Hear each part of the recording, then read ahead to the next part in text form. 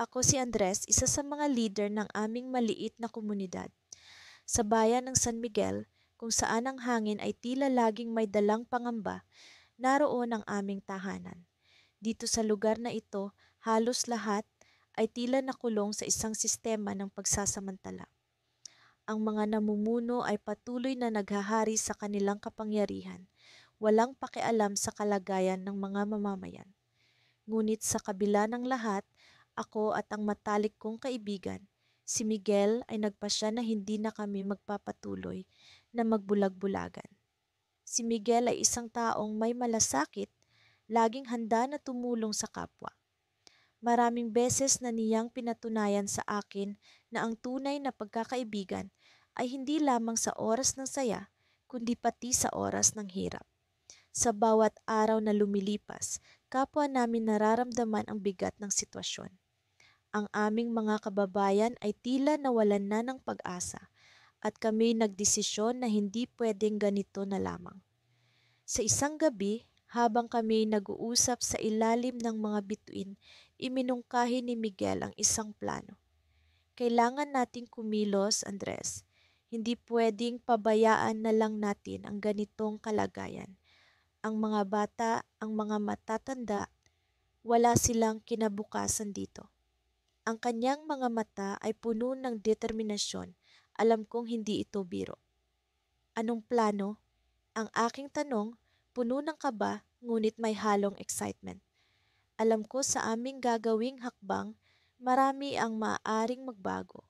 Ngunit alam din namin na ito lamang ang paraan upang makamit ang kalayaan. Mag-organisa tayo ng mga tao. Magsimula tayo sa mga kapwa natin leader at isa-isa nating himukin ang lahat na sumama sa atin.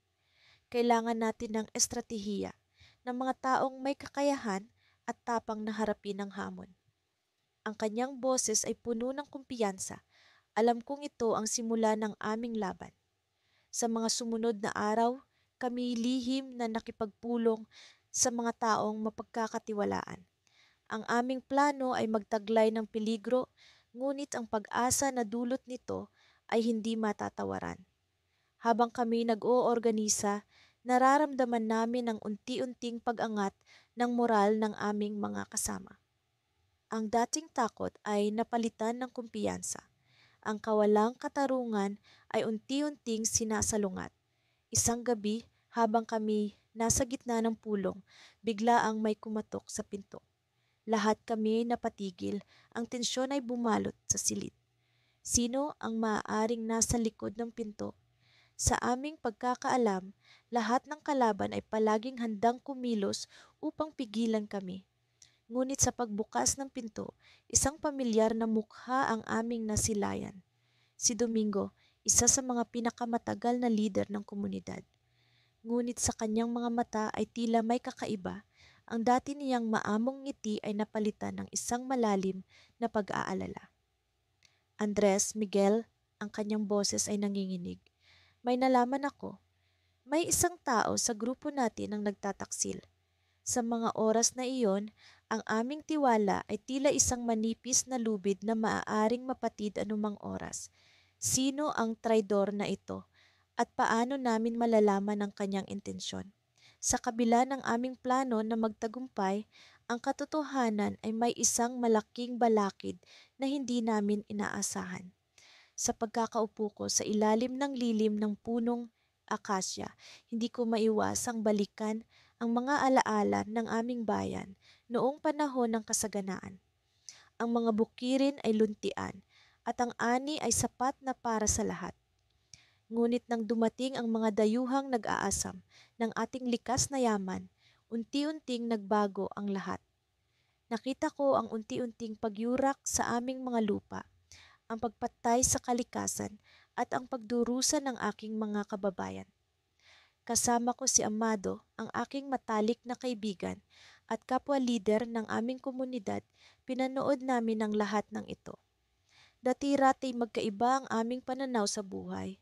Si Amado ay mas mahinahon habang ako'y mas mapusok, ngunit nang masaksihan namin ang pagsasamantalang ito, naging iisa ang tibok ng aming mga puso. Nagkaisa kami sa layuning ipagtanggol ang aming bayan at ang mga susunod na henerasyon. Isang gabi, habang ang buwan ay kabilugan at ang mga bituin ay kumikislap sa kalangitan, nagtipon-tipon kami ng iba pang mga kababayan sa isang lihim na lugar sa kagubatan. Pinagplanuhan namin kung paano kami lalaban. Nagkaroon ng mainit na talakayan at palitan ng kuro-kuro, ngunit sa huli, nagpasya kaming bumuo ng kilusang magtatanggol sa aming lupain. Ang aming layunin ay hindi lamang itigil ang kasakiman ng mga dayuhan, kundi ipakita rin sa aming mga kababayan na kaya naming ipaglaban ang aming karapatan. Sa mga sumunod na linggo, unti-unti naming pinatatag ang aming kilusan.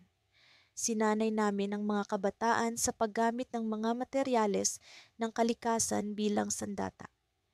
Ginamit namin ang aming kaalaman sa lupa at ang aming pagkakaisa para makagawa ng mga estratehiya na makakapagpatigil sa mga makinarya ng mga dayuhan. Itinuro ni Amado ang kahalagahan ng disiplina at tiyaga, habang ako naman ay nagbibigay inspirasyon sa kanila na huwag mawalan ng pag-asa.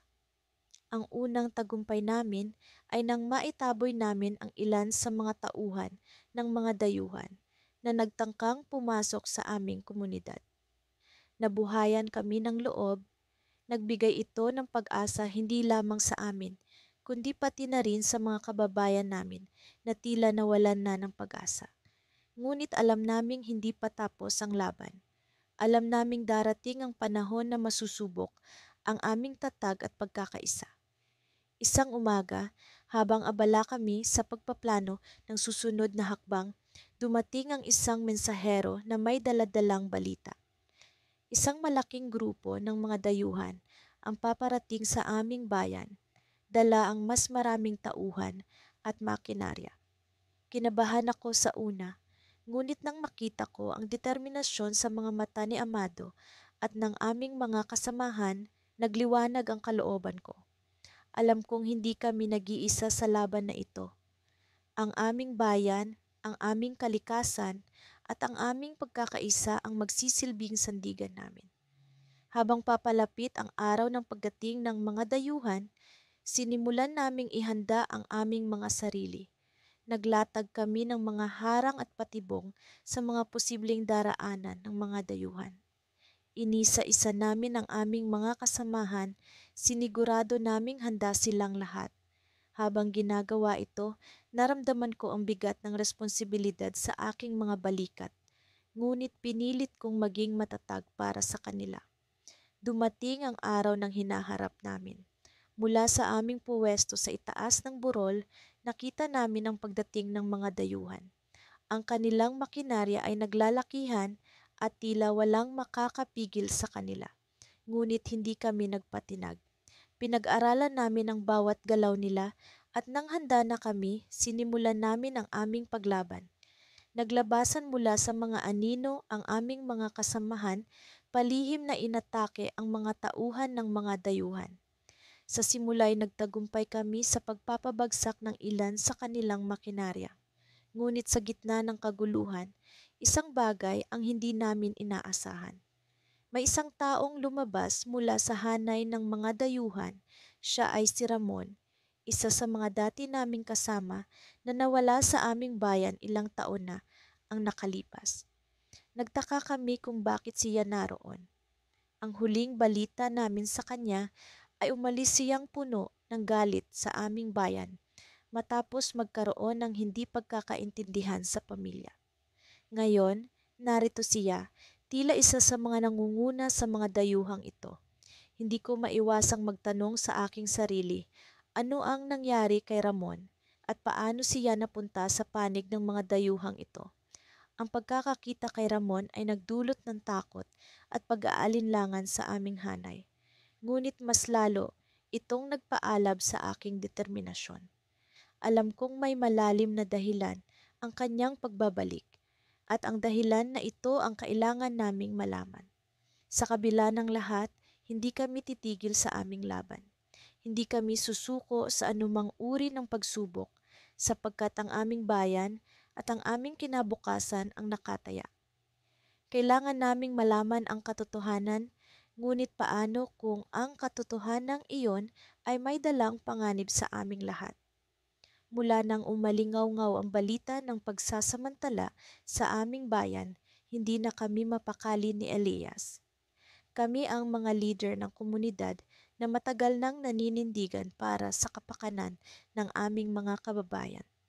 Sa bawat hakbang na aming ginagawa, dama namin ang bigat ng responsibilidad. Alam namin na hindi kami pwedeng magkamali, sapagkat ang kinabukasan ng aming bayan ay nakasalalay sa aming mga kamay. Mateo, sabi ni Elias habang kami ay naglalakad papunta sa plaza, kailangan na nating simulan ng plano.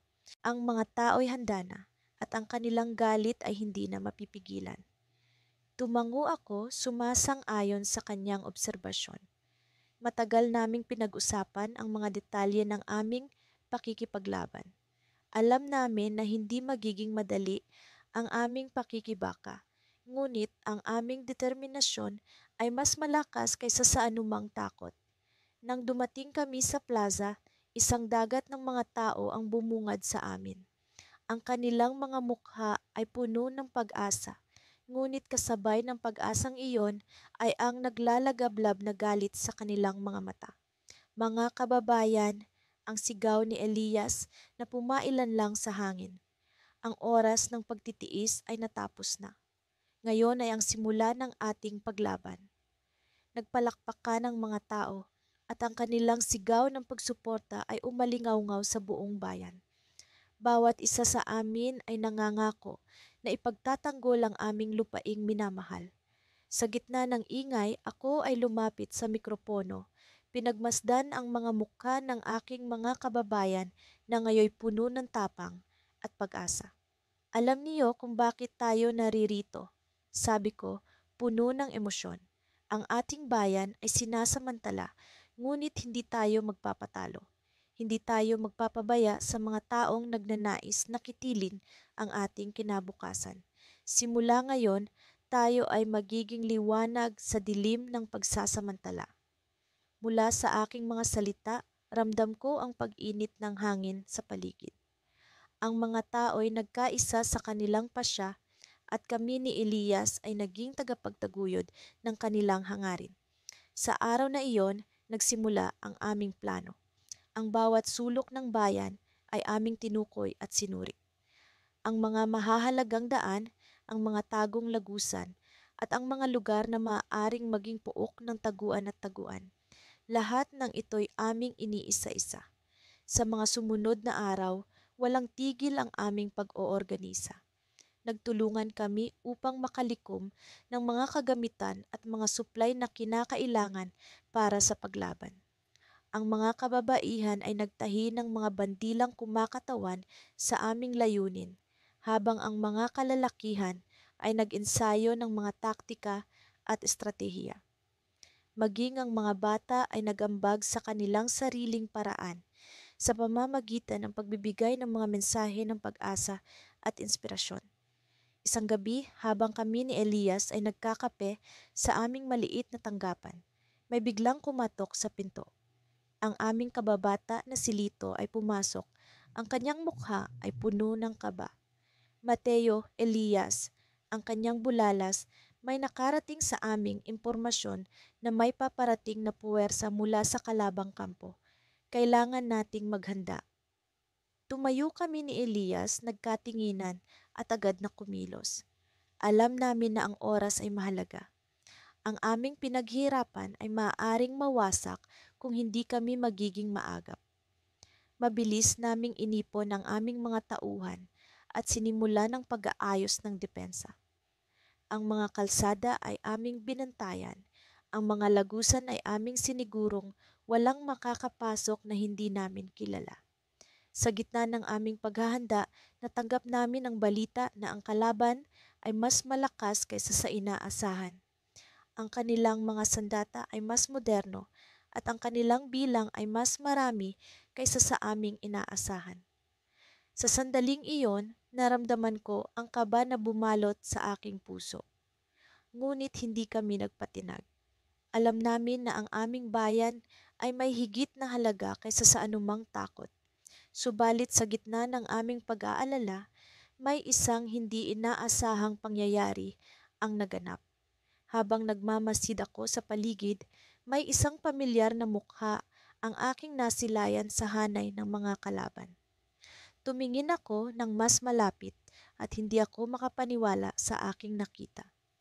Si Marco, ang dati naming kaibigan, ay nasa kampo ng kalaban.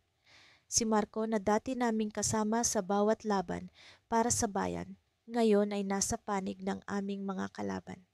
Ang kanyang presensya ay isang matinding dagok sa aming mga puso. Paano niya nagawang talikuran ang bayan na dati niyang ipinaglaban? Ang aming mga mata ni Elias ay nagtagpo, puno ng pagtataka at pagdadalamhati. Ano ang kanyang dahilan? Bakit siya nagbago? Ang tanong na ito ay bumabagabag sa akin, ngunit wala na akong panahon para mag-isip. Ang oras ay umaandar at kailangan naming magdesisyon. Sa gitna ng aming pag-aalinlangan, napagpasyahan naming harapin ang susunod na yugto ng laban. Ngunit ang tanong ay nanatili. Ano ang magiging papel ni Marco sa aming laban? Siya ba ay magiging hadlang o isang susi sa aming tagumpay? Sa kabila ng mga tanong, ang aming determinasyon ay hindi nagbago. Kami ay handa at kami ay lalaban. Ngunit ang pagdating ni Marco ay isang paalala na sa bawat laban, may mga bagay na hindi mo inaasahan. At sa bawat hakbang, ang aming kwento ay patuloy na nababalot ng misteryo. Sa mga nakalipas na araw, ramdam na ng buong bayan ang pagdating ng isang pagbabago. Ang mga tao ay nag-uumpisang magising mula sa mahabang pagkakaidlip, unti-unting namumulat sa mga pagsasamantala ng mga dayuhang may kapangyarihan sa aming bayan. Kami ni Isko, ang aking matalik na kaibigan at kasama sa laban, ay abala sa pagbuo ng plano upang tuluyang magapi ang mga mang-aapi. Sa aming munting kubo na itinayo sa gitna ng kagubatan, nagtipon ang mga lider ng bawat sektor ng aming komunidad. Kaibigan, ito na ang panahon para sa ating pag-aalsa, sabi ni Isko na may determinadong tinig habang tinitingnan ang mapa ng aming bayan. Hindi na natin maaaring palampasin pa ang pagkakataong ito. Kailangan nating maging matapang. Tumingin ako sa kanya, ramdam ko ang bigat ng responsibilidad. Kami ang inaasahan ng lahat, ang magsisilbing gabay sa kanilang pagbangon. Oo, Isko, ngunit kailangan nating maging maingat. Isang pagkakamali lang, maaaring magdulot ito ng kapahamakan sa lahat. Nagpatuloy kami sa pag-uusap. Ang bawat detalye pinagtatalunan namin. Ang plano ay simple ngunit puno ng panganib. Magsimula ng isang lihim na pag-aalsa sa gitna ng bayan. Gagamitin namin ang pagdiriwang ng pista bilang pagkakataon para makalapit sa mga lider ng mga dayuhan.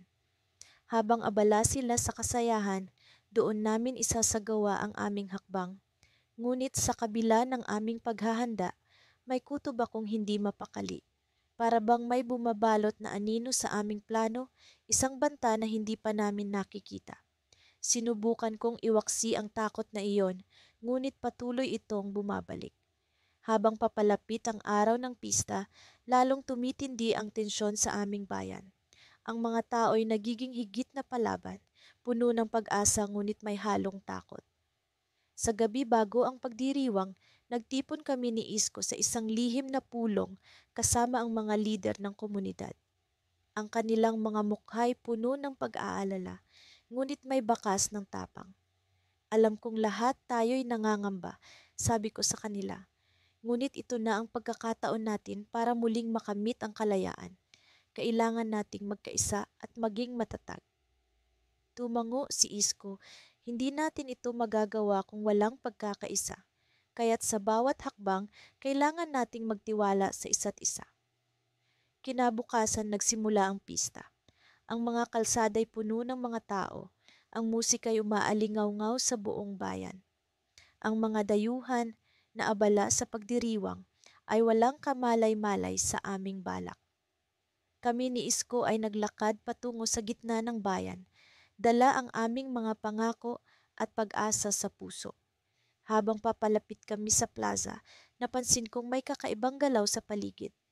Ang mga pulis na dati nakatayo lamang ay tila mas alerto ngayon.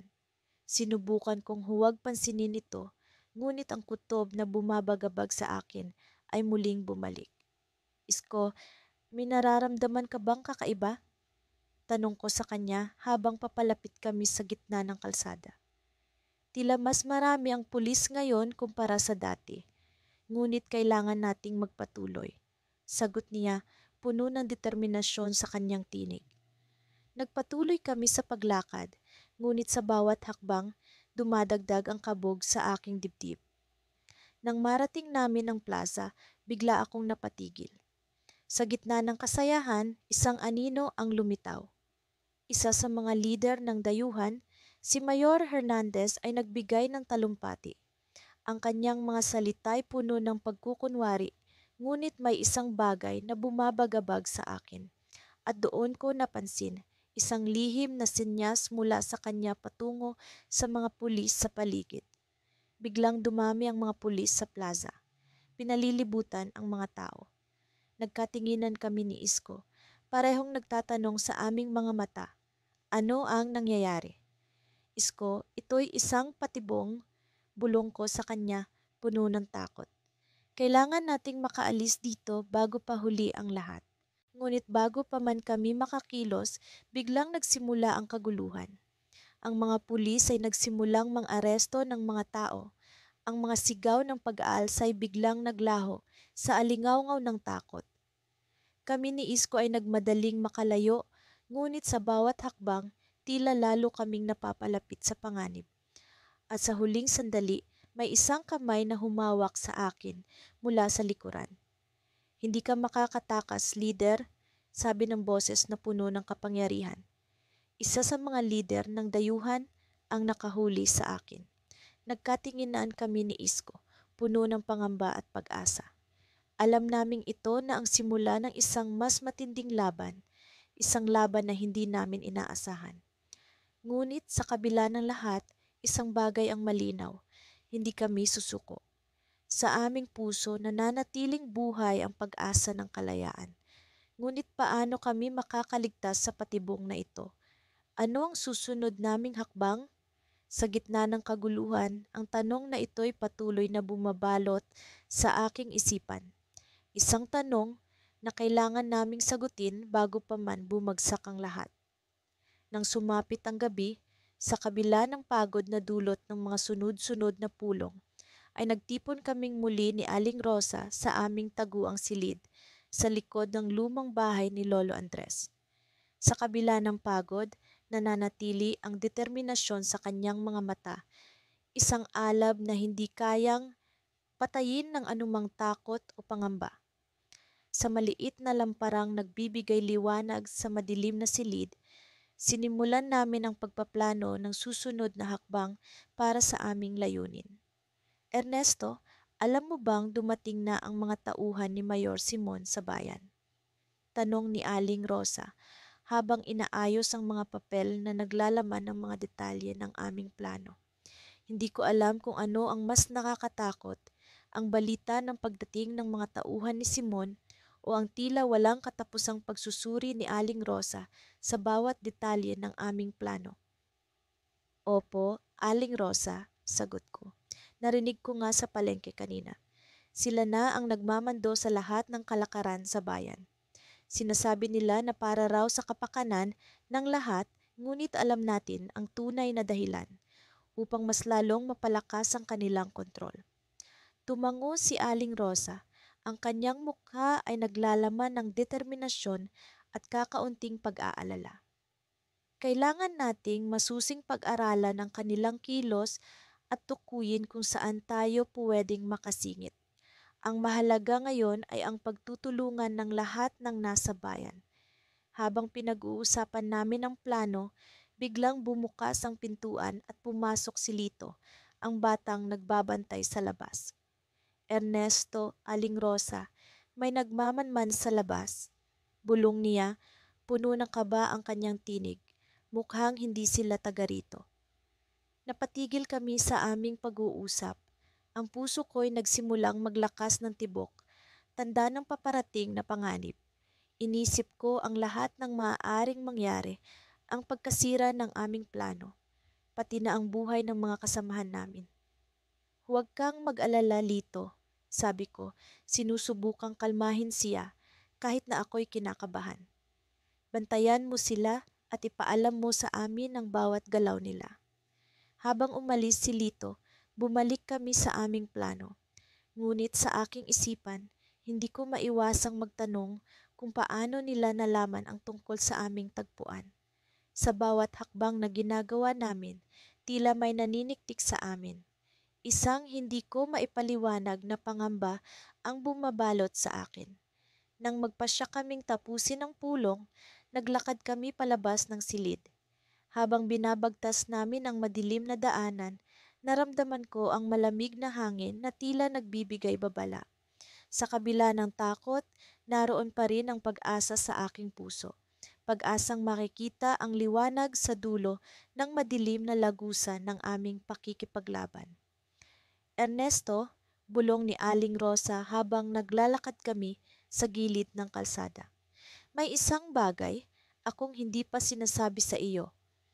Napatigil ako at tiningnan siya, ang mga mata ko'y puno ng kuryosidad at kaunting takot. Ano iyon, Aling Rosa? Mayroon tayong kapanalig sa loob ng pamahalaan ni Mayor Simon. Sagot niya, halos isang bulong. Siya ang magiging susi natin sa pag-usad ng plano. Ngunit kailangan natin siyang protektahan. Kapag nalaman ng mga tauhan ni Simon ang kanyang katauhan, mapapahamak siya. Hindi ko alam kung ano ang mas nakakagulat, ang balita ni Aling Rosa o ang panganib na dala nito. Sa isang iglap, naisip ko ang pagbabagong maaaring mangyari, ang pag-asang dala ng impormasyong ito. Ngunit kasabay ng pag-asa ay ang takot sa maaaring maging kapalit ng aming hakbang.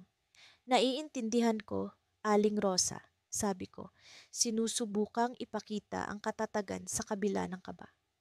Kailangan nating maging maingat. Hindi natin pwedeng ipagsapalaran ang buhay ng ating kapanalig. Habang naglalakad kami pauwi, hindi ko maiwasang isipin ang lahat ng nangyari, ang mga nagmamanman, ang lihim na kapanalig at ang aming plano. Sa bawat hakbang, nararamdaman ko ang bigat ng responsibilidad sa aming mga balikat. Sa kabila ng lahat ng ito, naroon pa rin ang pag-asa sa aking puso. Pag-asang makakamit namin ang kalayaan para sa aming bayan.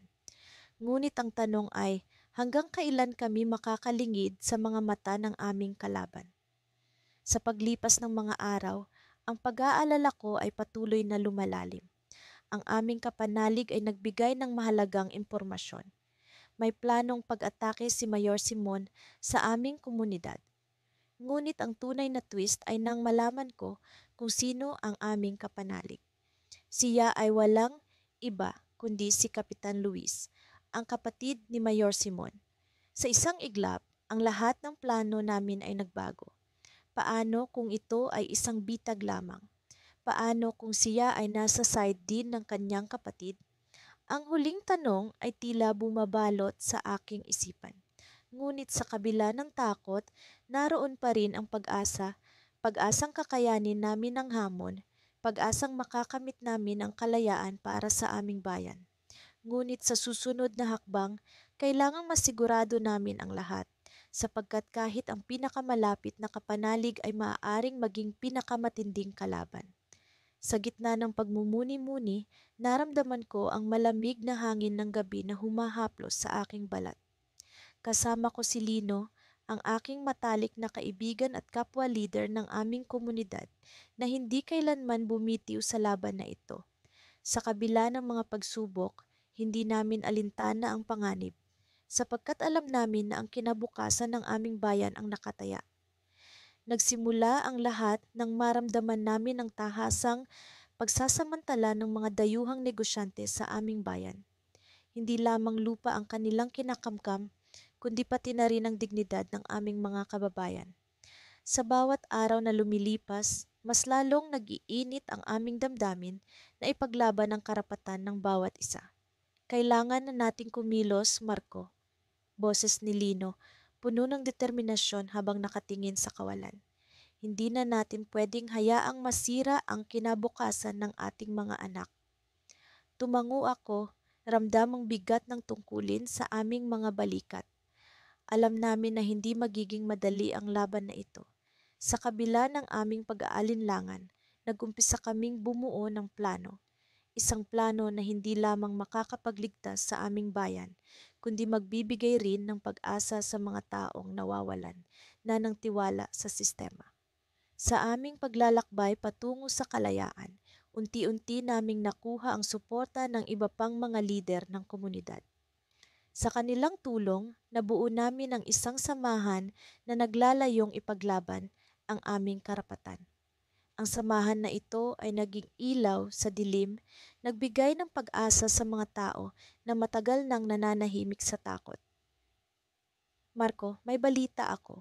Wika ni Lino habang kami ay naglalakad sa tahimik na kalsada ng bayan. May mga dokumento tayong nakuha mula sa loob.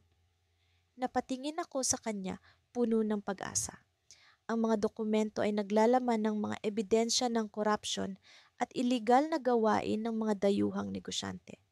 Ito ang magiging susi para sa aming laban. Ngunit sa gitna ng aming tagumpay, biglang bumalot ang takot sa puso ko. Lino, alam mong hindi magiging madali ito. Kapag nalaman nila ang tungkol sa mga ebidensyang ito, siguradong gagawa sila ng paraan para pigilan tayo. Ngumiti si Lino ng may tapang. Alam ko, Marco, pero hindi tayo dapat panghinaan ng loob. Ang mga dokumentong ito ang magiging armas natin para sa mas malaking laban. Habang kami ay patuloy sa pagbuo ng plano, unti-unti rin naming nararamdaman ang pagdating ng panganib. May mga ulat na kumakalat, may mga anino na nagmamasid sa bawat galaw namin. Alam namin na hindi kami ligtas, ngunit ang aming paniniwala ang naging gabay namin sa dilim. Ang gabi ay lalong dumilim at sa aming pag-uwi ay nakaramdam ako ng kakaibang pagtataka. May nagmamasid sa amin mula sa malayo. Sa bawat hakbang namin, ramdam ko ang bigat ng sipat ng mga mata na tila ba nag-aabang ng tamang pagkakataon para kami ay salakayin. Lino, nararamdaman mo ba iyon? Tanong ko, puno ng pag-aalala. Hindi siya agad sumagot, ngunit ramdam ko rin ang kanyang kaba. Alam namin na hindi kami nag-iisa sa gabing ito. Sa isang iglap, nagdilim ang paligid. May biglang sumulpot na mga tauhan ng mga negosyante, armado ng mga baril at handang kami ay pigilan. Ang aming pag-asa ay tila ba naglaho sa isang iglap, ngunit hindi kami sumuko. Lino, kailangan nating tumakbo. Sigaw ko habang kami ay nagmamadaling lumayo. Ang ingay ng mga hakbang ng aming mga kalaban ay sinasabayan ng tibok ng puso ko, na hindi ko na alam kung hanggang kailan namin sila matatakasan. Sa gitna ng aming pag-iwas, biglang napansin ko ang isang lumang bahay. Dito tayo, Lino, wika ko, habang kami ay pumasok sa loob. Ang bahay ay tila ba naging kanlungan namin sa gitna ng panganib. Ngunit sa aming pagpasok, isang matandang lalaki ang bumungad sa amin. Hindi kayo ligtas dito, sabi niya, habang ang kanyang mga mata ay puno ng pag-aalala. Alam ko kung sino kayo at ako ang susi sa inyong paglaya. Nagulat kami sa kanyang mga salita. Sino ang matandang ito at bakit niya alam ang tungkol sa aming laban? Sa isang saglit, ang aming takot ay napalitan ng pag-asa. Ngunit bago pa man kami makapagtanong, may biglang pumasok na mga tauhan ng negosyante. Ang kanilang mga baril ay nakatutok sa amin, handang kami ay pigilan. Ang takot ay muling bumalot sa aking puso. Ngunit sa gitna ng lahat, ang matandang lalaki ay ngumiti. May plano ako, sabi niya habang kami ay nagmamadaling lumabas sa likod ng bahay. Sa likod ng bahay, isang lihim na daanan ang bumungad sa amin. Isang daanan patungo sa kaligtasan. Ngunit sa aming pagpasok, biglang bumagsak ang lupa sa harap namin. Ang daanan ay nag-collapse, iniiwan kami sa gitna ng dilim.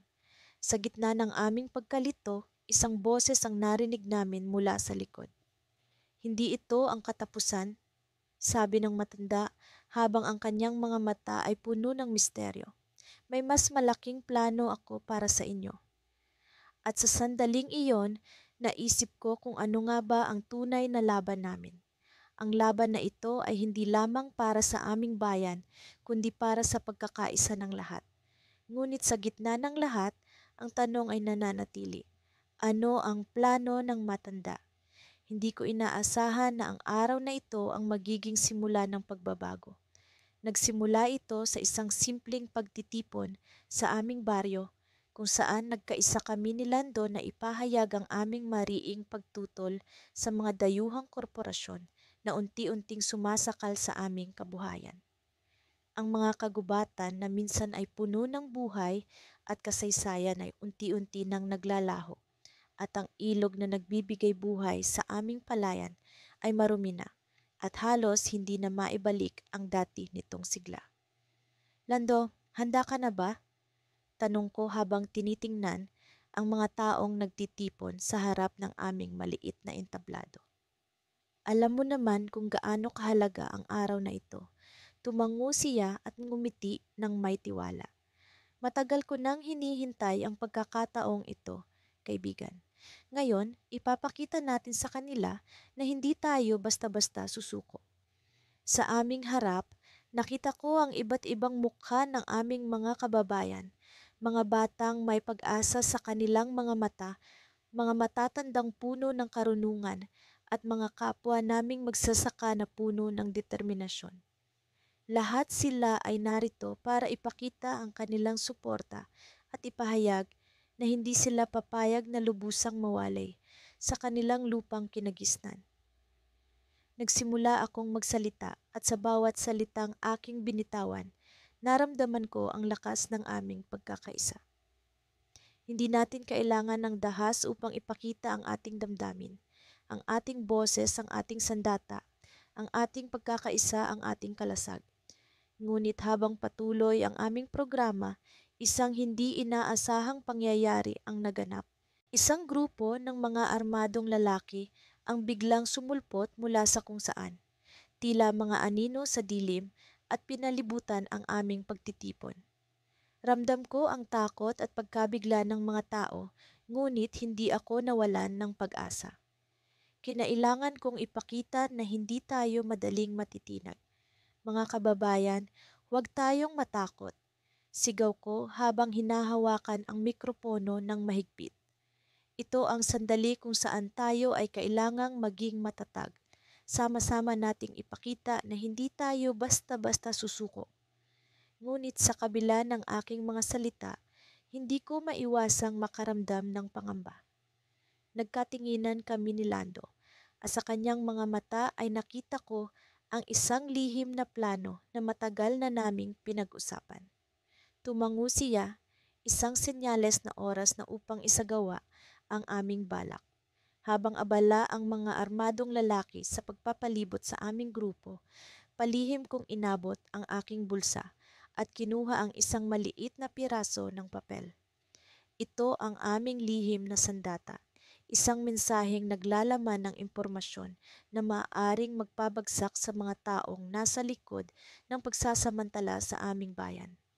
Ngunit bago ko pa man maipasa ang mensahe kay Lando, narinig ko ang isang malakas na sigaw mula sa likuran.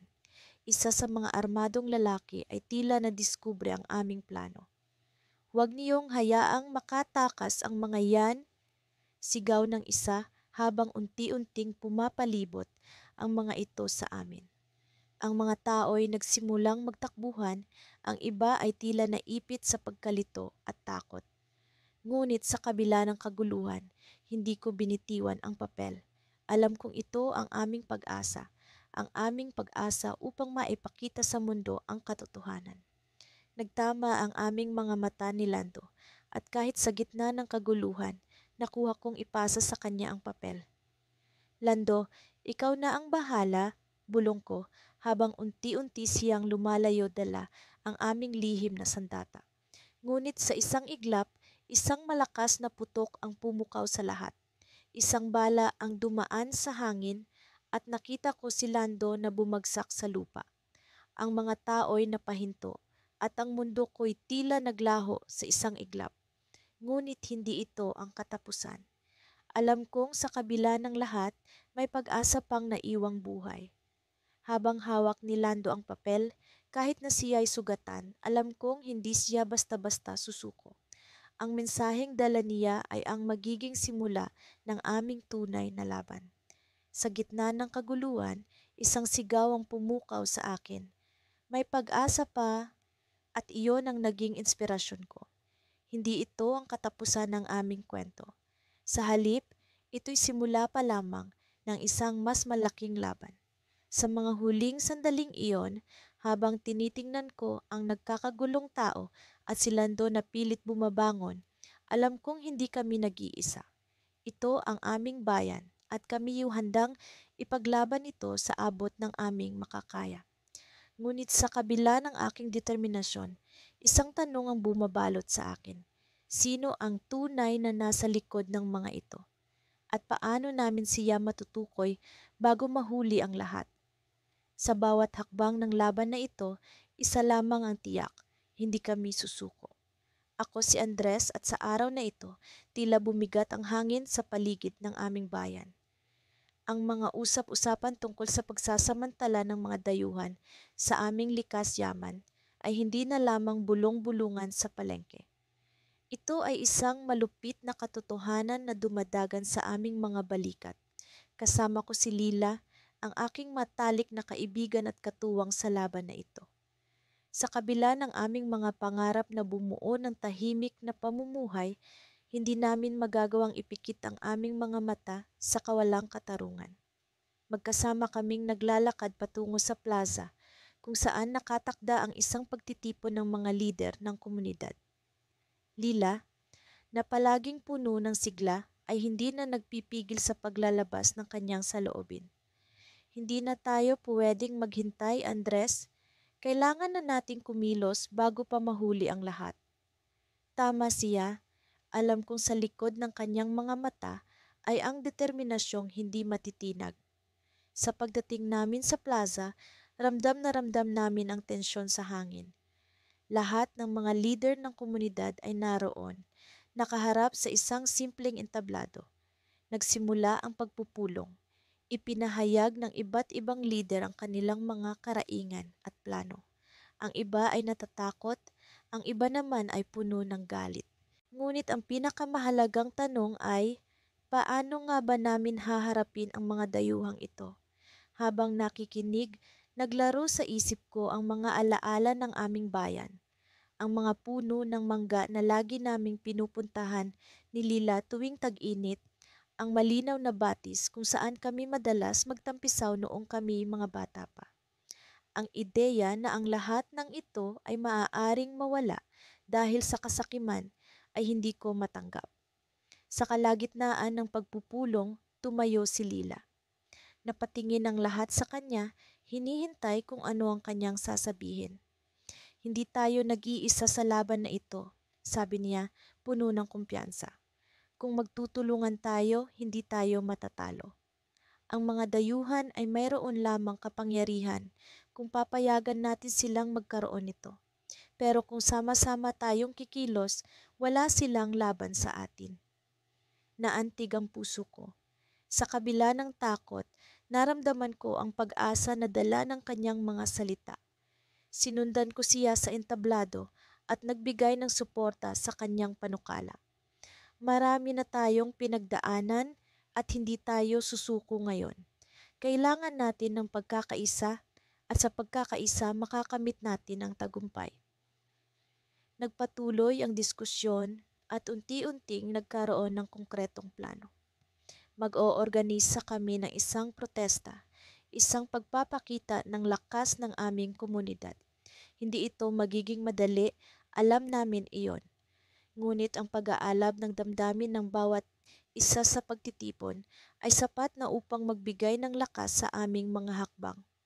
Pagkatapos ng pagpupulong, naglakad kami ni Lila papunta sa aming paboritong lugar, isang burol na tanaw ang buong bayan.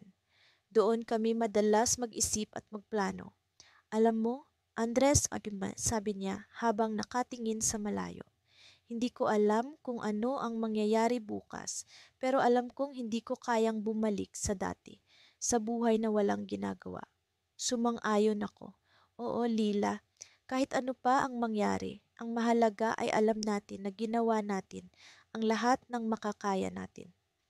Sa gitna ng katahimikan, biglang nagring ang telepono ko.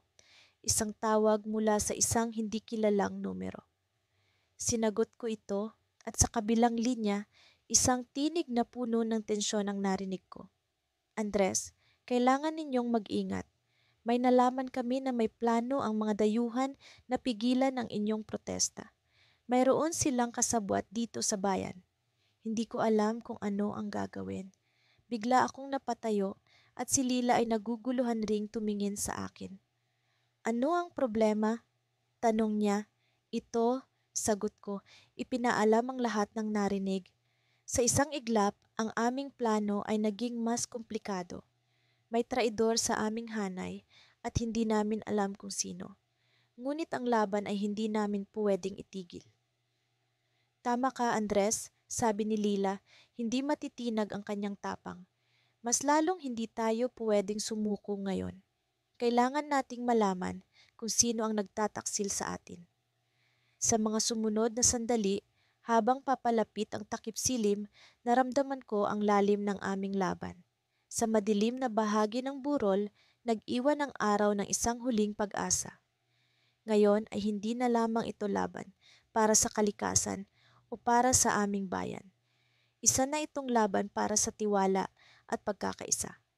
At sa kabila ng panganib, naramdaman ko ang pag-asa sa puso ko. Ang laban ay hindi pa tapos at sa kabila ng lahat, hindi kami susuko.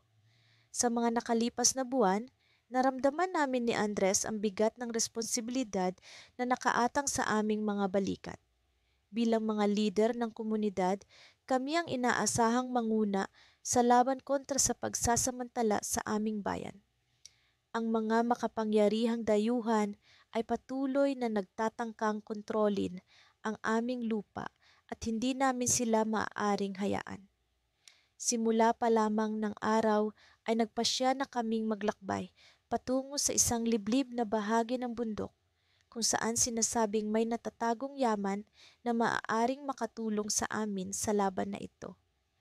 Ang hangin sa bundok ay malamig at ang daan ay puno ng mga matatalim na bato. Ngunit hindi kami natinag sapagkat alam namin na ang aming misyon ay higit pa sa personal na kapakanan. Ito ay para sa kalayaan ng aming bayan. Habang papalapit kami sa tuktok ng bundok, napansin naming mas nagiging matarik ang mga daan. Kaya pa ba, kaibigan? Tanong ni Andres habang pinapahid ang pawis sa kanyang noo. Tumango ako bilang sagot. Sa kabila ng pagod, naroon pa rin ang aming determinasyon. Maya-maya, narinig namin ang mga kaluskos mula sa likuran. Agad kaming nagkubli sa likod ng malalaking bato. Hindi kami maaaring magpadalos-dalos. Ang mga dayuhan ay kilala sa kanilang kasamaan at hindi kami maaaring mahuli. Naramdaman ko ang kaba sa aking dibdib habang dahan-dahang sumilip mula sa aming pinagtataguan. Ang mga kaluskos ay nagmumula sa isang grupo ng mga hayop na tila natakot din sa aming presensya. Napabuntong hininga kami ni Andres sa pag-aakalang ito ay mga tauhan ng kalaban.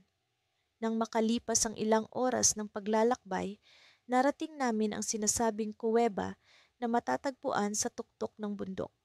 Ang paligid ay tahimik maliban sa tunog ng hangin na tila umaawit. Sa loob ng kuweba, natagpuan namin ang mga sinaunang simbolo na nakaukit sa mga dingding. Sinasabing ito ay mga palatandaan na ginamit ng mga ninuno para sa proteksyon. Napansin ni Andres ang isang bahagi ng dingding na tila may pinto. Ano kaya ang nasa loob nito? Tanong niya. Sa aming kagustuhang malaman ang kasagutan, sinubukan naming buksan ang pinto. Nagulat kami nang biglang bumukas ito at nagbigay daan sa isang madilim na silid. Sa gitna ng silid na iyon, may isang altar na puno ng mga ginto at hiyas. Ngunit higit sa lahat, naroon ang isang mahiwagang libro na tila may kakaibang enerhiya. Agad naming naramdaman ang kapangyarihan nito at alam naming ito ang susi sa aming tagumpay. Ngunit sa aming paglapit, bigla naming narinig ang mga yabag ng paa sa labas. Agad kaming nagkubli at nakita ang mga anino ng mga tauhan ng kalaban. Dito sila, sigaw ng isa. Ang kaba sa aming dibdib ay mas lalong lumakas, ngunit hindi kami pwedeng magpadala sa takot. Alam naming kailangan naming iligtas ang libro at ang mga kayamanan para sa aming bayan. Habang papalapit ang mga tauhan, naramdaman ko ang pag-init ng aking palad. Nang tingnan ko ito, nagulat ako sa aking nakita. Ang mga sinaunang simbolo mula sa dingding ay tila buhay at lumilitaw sa aking balat. Andres, tingnan mo ito, sigaw ko. Hindi makapaniwala si Andres sa kanyang nakikita. Ang libro ay tila nagbibigay sa akin ng kapangyarihan na hindi ko kailanman naisip. Sa kabila ng takot, alam namin na ito na ang oras para kumilos. Lumabas kami mula sa aming pinagtataguan at hinarap ang mga tauhan ng kalaban. Sa hindi inaasahang pagkakataon, naramdaman ko ang isang kakaibang lakas at nagawa kong gamitin ang mga simbolo upang makabuo ng isang proteksyon. Ang mga tauhan ng kalaban ay tila nagulat at natakot. Isa-isang nagtakbuhan ang mga ito palayo sa kuweba. Sa aming pagbalik sa altar, kinuha namin ang mahiwagang libro. Alam namin na ito ay magbibigay sa amin ng lakas para sa darating na laban. Ngunit sa likod ng aming isipan, naroon ang isang tanong, ano ang kapalit ng kapangyarihang ito? Habang naglalakad kami pababa ng bundok, naramdaman namin ang bigat ng aming desisyon.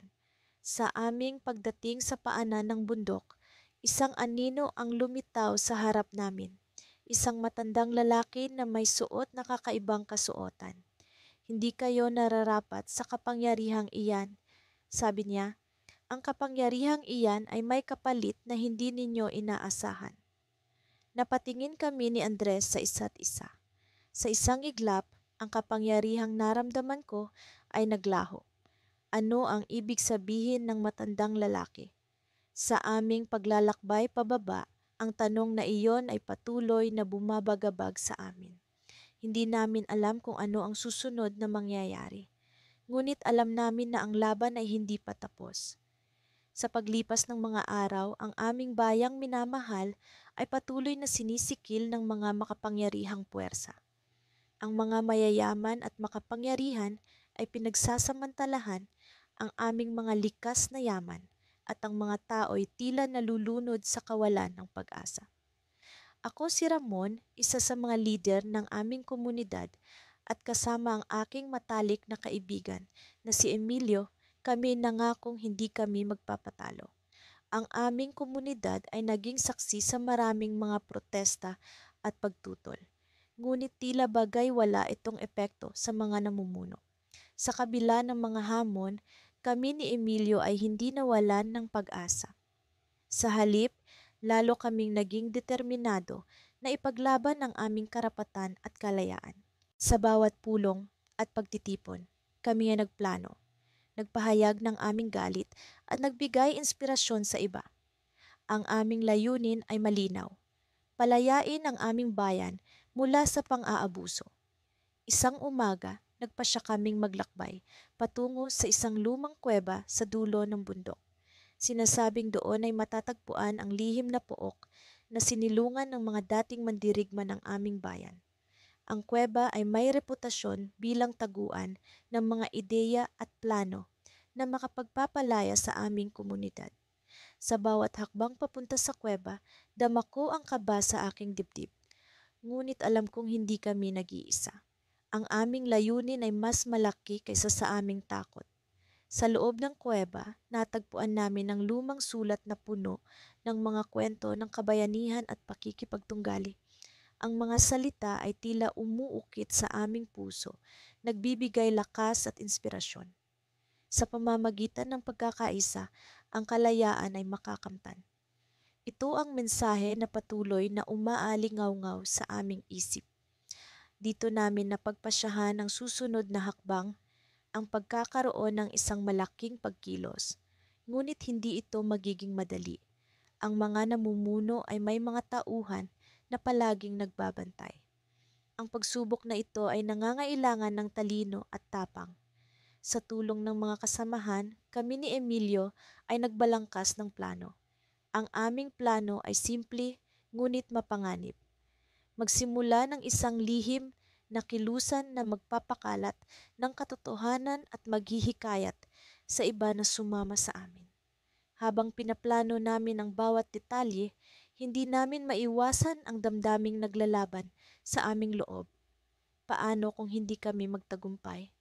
Paano kung masaktan ang mga walang kasalanan? Ngunit sa bawat pag-aalinlangan, lagi naming naaalala ang aming layunin. Ang aming bayan ay nangangailangan ng mga bayani at kung hindi kami, sino pa? Sa pagbabalik namin sa komunidad, sinimulan naming ipalaganap ang aming mensahe. Sa pamamagitan ng mga liham at lihim na pagpupulong, unti-unti naming natipon ang mga taong handang lumaban. Ang kanilang mga mata ay puno ng pag-asa at sa bawat oras na kami nagtitipon, nararamdaman ko ang kapangyarihan ng pagkakaisa. Isang gabi, habang kami ni Emilio ay naglalakad sa gilid ng ilog, bigla naming narinig ang isang kakaibang tunog. Isang kabayo ang humahangos papalapit sa amin. Sakay nito ang isang lalaking hindi namin kilala. Ramon, Emilio, sigaw niya habang nagmamadali. Ang mga tauhan ng pamahalaan ay nalaman ang tungkol sa inyong plano. Paparating na sila.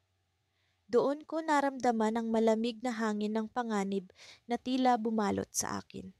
Ang aming lihim na plano ay nalantad at ang oras ay hindi na namin kakampi. Sa mga sandaling iyon, nagkatinginan kami ni Emilio.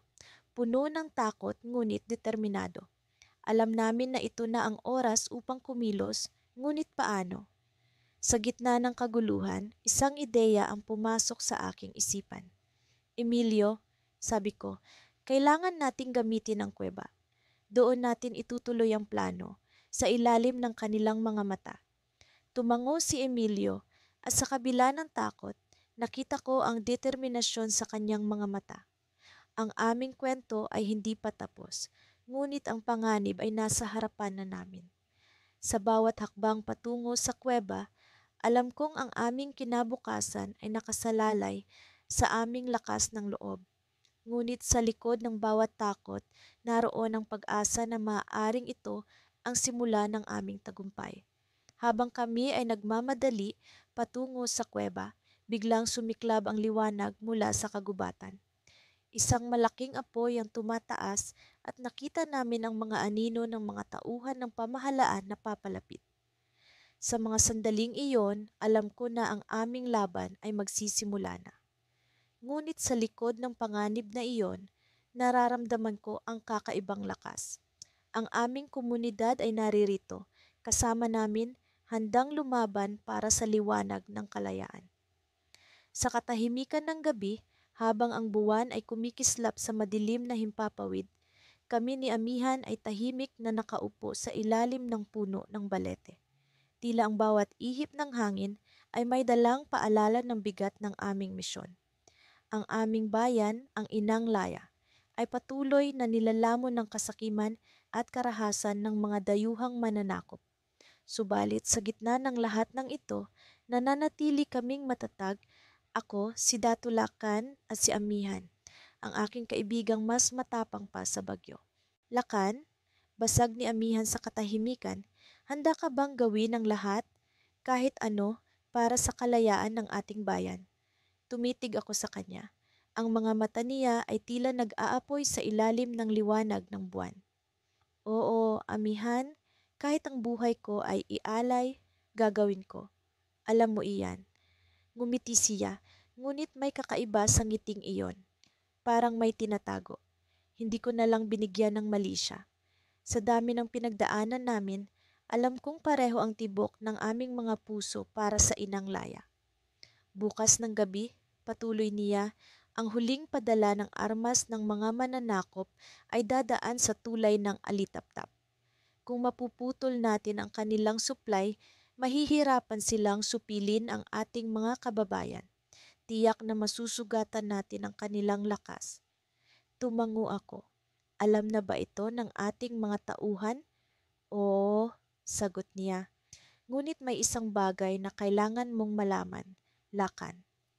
Anong bagay? Tanong ko na bahagyang nagduda sa tono ng kanyang boses. May lihim na impormasyon akong nakalap mula sa isang espiya. Binaba niya ang kanyang tinig, halos pabulong. Isa sa ating mga kasama ay traidor. Nanlamig ang buong katawan ko. Para bang biglang nanikip ang paligid na para bang ang hangin kanina lamang ay malaya, ngayon naging mabigat at nakakapasong usok. Sino? Tanong ko, halos hindi makapaniwala. Sino sa ating mga kasama ang maaaring gumawa niyan? Umiling si Amihan. Hindi ko patiyak. Ngunit ang espiya ay nagbigay ng babala. Ang traidor ay malapit sa ating dalawa. Isang taong pinagkakatiwalaan natin. Biglang nagbalik sa akin ang lahat ng mga alaala. Ang mga gabing nagplano kami sa ilalim ng mga bituin. Ang mga panahong nagtatawanan kami kahit sa gitna ng panganib. At ang mga pagkakataong nag-uumapaw ang aming tiwala sa isa't isa. Sino sa aming hanay ang magtatangkaang sirain ang aming ipinaglalaban? Hindi tayo maaaring magpadalos-dalos, sabi ko, pilit inaayos ang aking isipan. Ngunit kailangan nating maging mapagmatsyag. Ang ating plano bukas ay hindi dapat mabunyag kahit kanino. Tumango si Amihan, ngunit sa kabila ng kanyang pagsang-ayon, may isang bagay sa kanyang kilos na hindi ko mawari. Ang kanyang mga mata na dati puno ng katiyakan ay tila may bahid ng takot o pag-aalinlangan. Kinabukasan, ang buong grupo ay nagtipon sa aming tagpuan sa loob ng gubat. Ang bawat isa ay armado ng tapang at pag-asa. Ang aming misyon ay simple ngunit delikado. Pasabugin ang tulay bago dumating ang mga armas ng kalaban. Sa ganoong paraan, mapuputol ang kanilang supply at magkakaroon kami ng bentahe sa digmaan. Ang lahat ay malinaw na, mga kasama, sigaw ko habang iniisa-isa ang plano. Walang puwang para sa pagkakamali. Ang tagumpay ng ating bayan ay nakasalalay sa ating pagkakaisa. Nagsigawan ng suporta ang aming mga kasama. Ngunit sa kabila ng enerhiyang iyon, hindi ko maiwasang magduda. Sino sa kanila ang traidor? Sino ang maaaring magbigay ng impormasyon sa kalaban? At higit sa lahat, paano ko ito mahuhuli nang hindi nalalagay sa peligro ang aming misyon? Pagkatapos ng mabilis na diskusyon, nagsimula na kaming maglakad patungo sa tulay ng alitaptap. Ang daan ay masukal, ngunit sanay na kaming gumalaw sa dilim. Sa bawat hakbang, ramdam ko ang bigat ng bawat desisyon. Ang buwan, na kanina'y nagbibigay liwanag, tila nagtatago na ngayon sa likod ng makakapal na ulap. Nang malapit na kami sa tulay, pinauna ko si Amihan upang suriin ang paligid. Siya ang pinakamabilis at pinakamaingat sa amin. Habang hinihintay ko ang kanyang senyas, bumalik sa akin ang kanyang sinabi kagabi. May traidor sa aming hanay. Sino kaya? At paano namin ito mahuhuli bago kami masira? Bigla, mula sa malayo, narinig ko ang tunog ng mga yabag. Hindi ito ang mga yabag ng mga kasama namin. Masyadong mabigat, masyadong marami. Mga sundalo ng kalaban. Lakan, sigaw ni Amihan mula sa unahan. May bitag, umatras tayo. Ngunit bago pa kami makagalaw, nag-apoy ang langit sa putok ng mga baril. Ang mga kasama namin ay nagsimula ng magsitulugan sa lupa, isa-isa, habang ang mga bala ay nagliliparan sa paligid. Napaluhod ako sa likod ng isang malaking bato, hinahanap si Amihan sa gitna ng kaguluhan. Amihan! Sigaw ko, ngunit hindi siya sumagot. At doon ko nakita ang isang anino sa likod ng mga sundalo, isang pamilyar na figura. Si Amihan. Nakatingin siya sa akin, hawak ang isang piraso ng pergamino na may tatak ng watawat ng kalaban. Amihan, bulong ko, nanginginig ang boses. Ikaw? Ngumiti siya. ngunit ang nangiti niya ay puno ng pait at pagtataksil. Patawad, Lakan, pero para ito sa mas mataas na layunin. Tila tumigil ang mundo sa sinabi niya, ang kaibigan kong itinuring kong kapatid, ang kasama kong nangarap ng kalayaan, siya pala ang traidor. At sa mga sandaling iyon, hindi ko alam kung ang mas masakit ay ang mga sugat sa aking katawan o ang pagwasak ng tiwalang iningatan ko ng matagal. Sa kabila ng pagod na nararamdaman ko, hindi ko maiwasang makaramdam ng pag-asa habang naglalakad kami ni Enrique sa maputik na daan patungo sa sentro ng aming bayan. Ang mga bituin ay kumikislap sa kalangitan, tila nagbabantay sa aming paglalakbay. Matagalan na naming pinangarap ang araw na ito, ang pagkakataon na wakasan ang pagsasamantala sa aming bayan. At ngayon, narito kami, handa nang ipaglaban ang aming kinabukasan. Mateo, sigurado ka ba sa plano natin? Tanong ni Enrique, ang pinakamatalik kong kaibigan at kasangga mula pa noong kami mga bata. Ang kanyang tinig ay puno ng pag-aalala, ngunit alam kong ang kanyang puso ay tulad ng sa akin, determinadong makamit ang kalayaan. Oo, Enrique, ito na ang oras, hindi na tayo makapaghintay pa.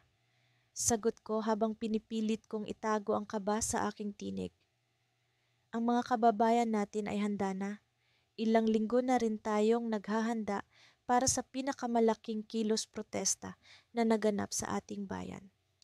Mula pa noong magdesisyon kaming labanan ang korupsyon at pang-aabuso ng mga makapangyarihan, hindi na kami tumigil sa pagkilos. Ang aming munting komunidad ay pinuno ng tapang at pag-asa. Bawat isa ay nagdadala ng sariling istorya ng pakikipaglaban. Alam naming hindi magiging madali ang aming piniling landas, ngunit ang pagkakaisa ang nagbibigay lakas sa amin. Habang papalapit kami sa plaza, ramdam ko ang pag-aalab ng aming mga kababayan.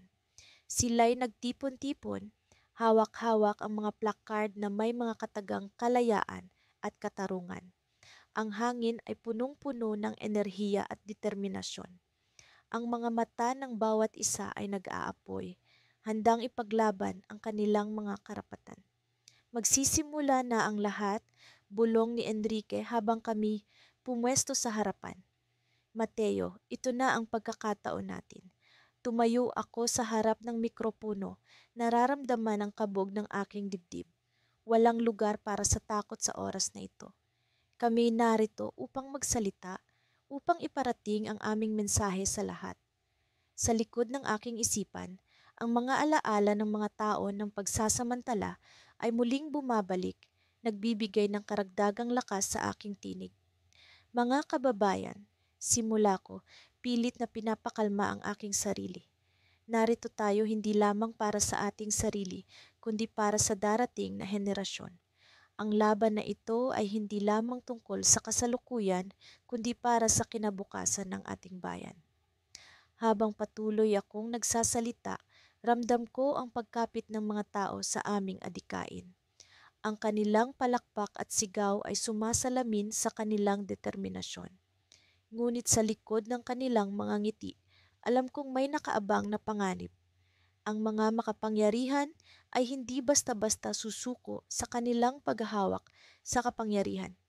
Bigla, isang ingay ang sumabog sa gitna ng plaza.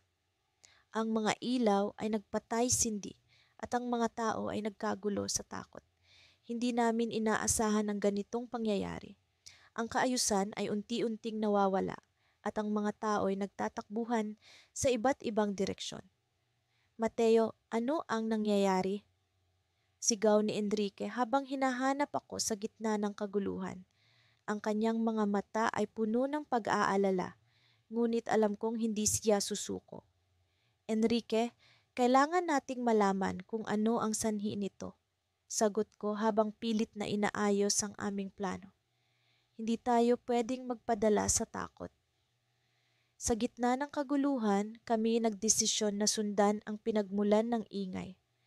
Habang papalapit kami sa isang sulok ng plaza, nakita namin ang isang maliit na grupo ng mga armadong tao. na tila nakikipag-usap sa isa sa mga lider ng makapangyarihang angkan sa bayan. Ang kanilang mga mukha ay puno ng galit at determinasyon, ngunit mayroong isang bagay na kakaiba sa kanilang mga mata, isang senyales ng pagtataksil. Hindi namin inaasahan ang ganitong klaseng pangyayari. Sa likod ng aming pakikipaglaban, may mga tao palang nagbabalak na sirain ang aming adhikain. Mateo, kailangan nating malaman ang kanilang plano, bulong ni Enrique habang nagtatago kami sa likod ng isang puno.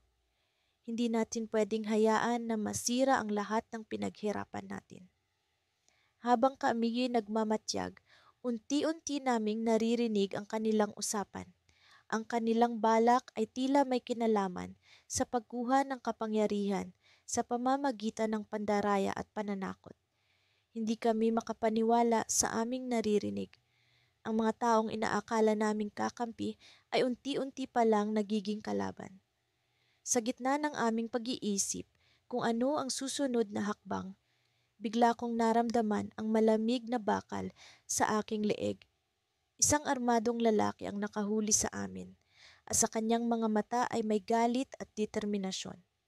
Mateo, Enrique, hindi kayo makakatakas ngayon, sabi niya habang unti-unting nagiging mas mahigpit ang kanyang pagkakahawak sa akin.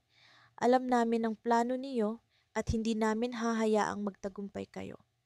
Sa puntong iyon, alam kong kailangan naming gumawa ng desisyon. Ang aming laban ay hindi lamang para sa aming sarili kundi para sa aming bayan. Ngunit sa harap ng panganib, ang aming tapang ay susubukan. Ano ang gagawin namin sa sitwasyong ito? Sa likod ng aming isipan, alam namin na ang laban na ito ay hindi pa tapos. Ngunit paano kami makakaligtas sa ganitong klaseng sitwasyon?